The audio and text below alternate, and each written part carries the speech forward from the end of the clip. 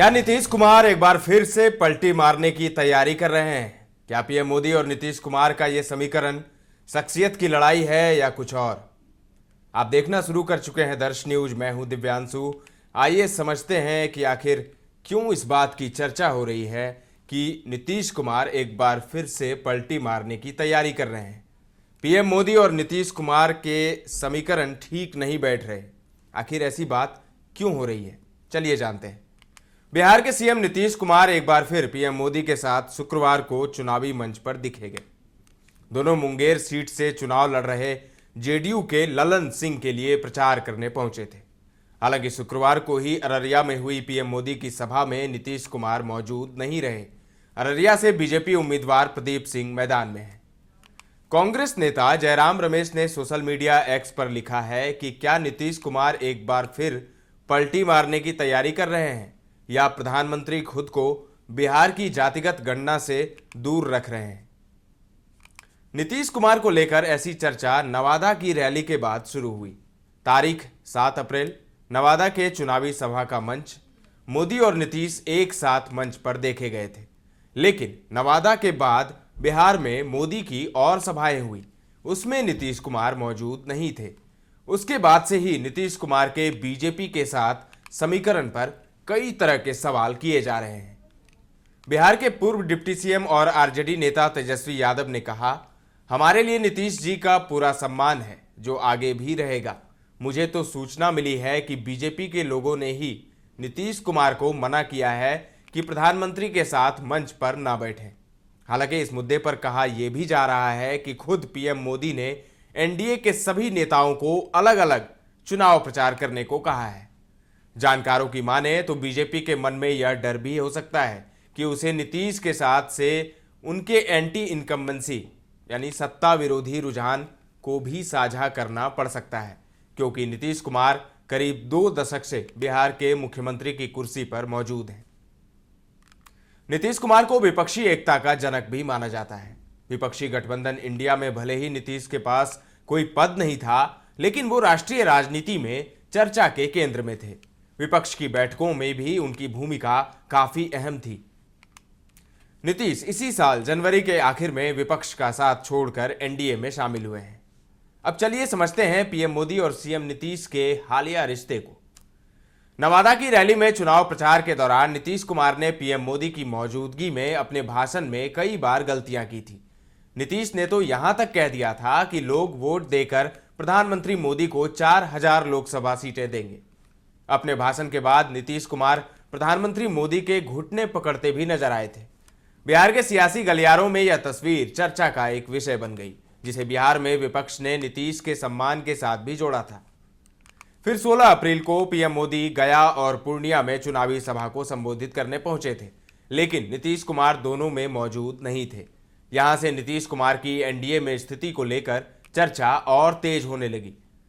अब देखिए, ललन सिंह और चिराग पासवान ने नवादा रैली के बाद कहा था कि पीएम ने एनडीए के सभी नेताओं को अलग अलग रैली और सभाएं करने को कहा है, लेकिन यह लीपापोती लग रही है। अगर ऐसा है तो कटिहार में नीतीश और अमित शाह एक साथ कैसे थे? 21 अप्रैल को बीजेपी नेता अमित शाह की बिहार के कटिहार में चुनावी रैली हुई थी। उस रैली में नीतीश कुमार भी अमित शाह के साथ मौजूद थे। हालांकि शुक्रवार 26 अप्रैल को नरेंद्र मोदी की बिहार में 2 चुनावी सभा हुई। यहां अररिया की सभा में एलजेपीआर के चिराग पासवान और एनडीए के कई नेता मोदी के साथ देखे गए, जबकि नीतीश कुमार इसमें मौजूद नहीं थे। वहीं मुंगेर की सभा में नीतीश मोदी के साथ मंच पर मौजूद थे। वरिष्ठ पत्रकार कन्हैया भेलारी दावा करते हैं, नीतीश कुमार मोदी जी से बड़े नेता रहे हैं, लेकिन वो जब बोलने लगते हैं तो काफी लंबा भाषण हो जाता है। अब उनका भाषण जनता को अपील नहीं करता है। नीतीश कब क्या बोल देंगे यह भी पता नहीं चलता, इसीलिए उनको मोदी के साथ मंच साझा करने से रोक दिया गया था। माना जाता है कि नीतीश और मोदी की चुनावी मंचों पर दूरी बनी रहने से वोटरों के मन में बीजेपी जेडीयू के संबंधों को लेकर सवाल खड़े हो सकते हैं। पहले भी इन दोनों के बीच संबंधों में कई बार उतार चढ़ाव देखा गया है। नीतीश और मोदी के बीच पहली तल्खी साल 2010 में आई थी। नीतीश ने पटना में गुजरात के मुख्यमंत्री नरेंद्र मोदी के लिए भोज का आयोजन किया था।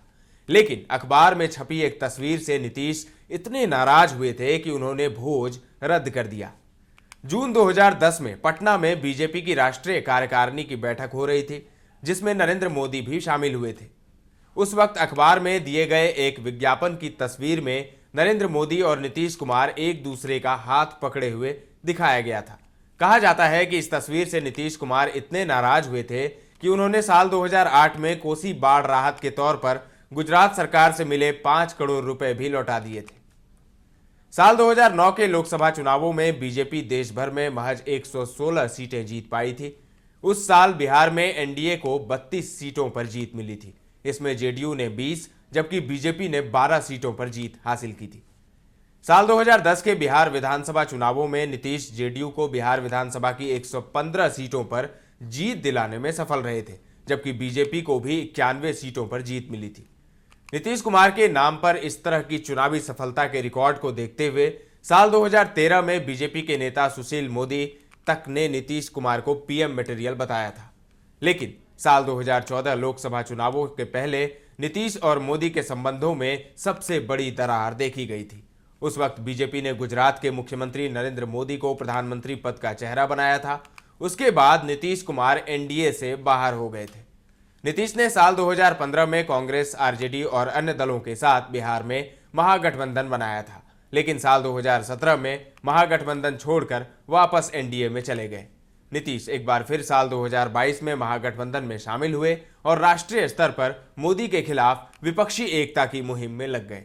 नीतीश की कोशिश के बाद ही साल 2023 के मध्य में विपक्षी गठबंधन इंडिया बन पाया था। हालांकि उसके कुछ महीने बाद ही जनवरी 2024 में नीतीश कुमार विपक्षी गठबंधन को छोड़कर वापस एनडीए में शामिल हो गए थे। जानकार कहते हैं कि मोदी और नीतीश कुमार के बीच शख्सियत की लड़ाई है। पीएम होने के कारण मोदी को सबसे अंत में बोलना होता है। नीतीश बहुत लंबा भाषण देते हैं, लेकिन समझदारी वाली बात नहीं कर रहे। मोदी जी लंबा भाषण सुनना नहीं चाहते हैं।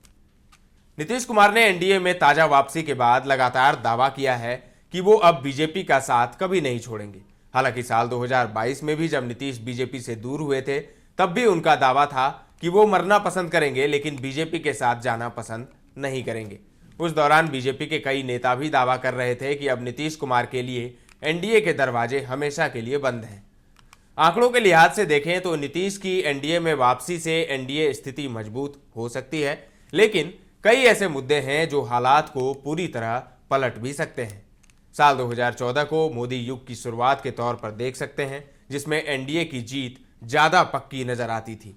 साल 2019 में भी पुलवामा जैसी घटना की वजह से मोदी की लहर दिख रही थी, जबकि इस बार ऐसा कुछ नहीं दिखता है। लेकिन यह नहीं कहा जा सकता कि एनडीए चुनाव हार रही है, लेकिन उसके प्रचार में फोकस नजर नहीं आता, इसीलिए मंगलसूत्र की बात की जा रही है। इधर नीतीश की चमक भी फीकी पड़ी है। यह स्थिति तेजस्वी के लिए भी वरदान साबित हो सकती है। उनको जनता की हमदर्दी भी मिल सकती है और वो नीतीश के खिलाफ एंटी इनकम्बेंसी से भी बच गए। शुक्रवार को मुंगेर की सभा में नीतीश कुमार भले ही मोदी के साथ मंच पर मौजूद थे, लेकिन माना जाता है कि मंच पर उनका उत्साह और अंदाज बदला हुआ नजर आ रहा था। बिहार में लोकसभा की 40 सीटें हैं। इनमें 39 सीटों पर साल 2019 के चुनावों में एनडीए ने जीत हासिल की थी। बिहार में अब तक हुए 2 चरण की वोटिंग में पिछले चुनावों के मुकाबले कम मतदान देखने को मिला है। इसका क्या असर होगा, यह 4 जून को मतगणना के बाद स्पष्ट हो पाएगा। फिलहाल के लिए इतना ही। तमाम अपडेट्स आपको देते रहेंगे। बने रहें दर्श न्यूज के साथ।